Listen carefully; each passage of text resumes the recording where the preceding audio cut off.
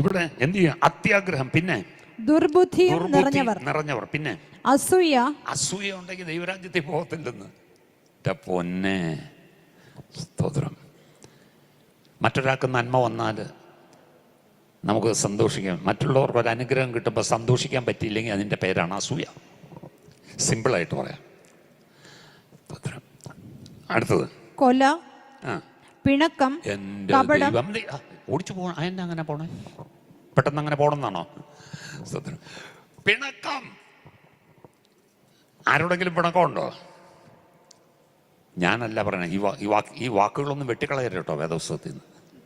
ഇതിനകത്തുള്ളത് തന്നെ. പിണക്കമുണ്ടെങ്കിൽ ദൈവരാജ്യത്തിൽ പ്രവേശനം ഇല്ല. അതുകൊണ്ടാണ് ഈ സഹോദരൻ മരിക്കുന്നതിന് മുമ്പൊക്കെ പ്രായം എന്തെങ്കിലുമൊക്കെ ഏറ്റു പറയാനുണ്ടെങ്കിൽ ഒന്ന് പറഞ്ഞേക്കണം. പിണക്കമൊക്കെ അല്ല പോകത്തില്ല. അയ്യോ, ഞാൻ എന്തോരം അന്യഭാഷ പറഞ്ഞതാ, ഞാൻ എത്ര പ്രവചിച്ചത്, ഞാൻ പ്രാർത്ഥിച്ചിട്ട് എത്ര പേർക്ക് വിടുതൽ കിട്ടിയെന്നറിയാമോ? പക്ഷെ നിനക്ക് ഇന്നാരോടൊക്കെ പിണക്കമില്ലേ? പിണക്കമുണ്ട്. പോണ്ട. എടാ, 99 നല്ല കാര്യം ചെയ്തിട്ട് ഒരു ചീത്ത കാര്യം ചെയ്തു കഴിഞ്ഞാൽ ആ 99 ചീത്തയാവത്തില്ലേ? ഒരു ഗ്ലാസ് ഫിൽട്ടർ വെള്ളത്തിൻ്റെ അകത്ത് ടോയ്ലറ്റിനകത്ത് നിന്ന് ഒരൊറ്റത്തുള്ളി വെള്ളം ഒഴിച്ചു കഴിഞ്ഞാൽ നിങ്ങൾ കുടിക്കുമോ? ഞാനും കുടിക്കുമോ? ഇല്ല, കുടിക്കത്തില്ല. കാരണം അത് മുഴുവൻ മലിനപ്പെടും. സെയിം. അപ്പം എന്ത് വേണം? സ്തോത്രം. ഇവിടെ നോക്കിക്കേ, വായിച്ച പെട്ടെന്ന് പോകാൻ. പിണക്കം, കപടം, ദുശീലം. ദുശീലങ്ങളൊക്കെ മാറ്റണം കേട്ടോ. നല്ല ശീലങ്ങൾ വേണം. സ്തോത്രം. പാരമ്പര്യം ഹെറിഡിറ്ററി ആയിട്ട് കിട്ടിയതാണ്, ഞാൻ അങ്ങ് ശീലിച്ചതാണെന്നൊന്നും പറയരുത്. അത് ദുശീലമാണെന്ന് ഭാര്യ പറഞ്ഞാലും ഭർത്താവ് പറഞ്ഞാലും അപ്പനും അമ്മയും പറഞ്ഞാലും മക്കളൊക്കെ എന്ത് ചെയ്യണം? എല്ലാവരും അനുസരിച്ചോണം.